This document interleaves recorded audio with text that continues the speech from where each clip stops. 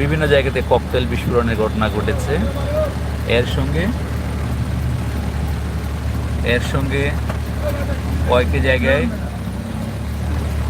জায়গায় কিন্তু বাসে আগুন ধরিয়ে দেওয়া হয়েছে, এবং গত কয়েকদিন ধরে আমরা দেখছি বাসে আগুন ধরিয়ে দেওয়া হচ্ছে। সেটি উত্তরা হোক, দোলাইপাড় হোক, মিরপুর হোক, বাসে আগুনের ঘটনা ঘটছে।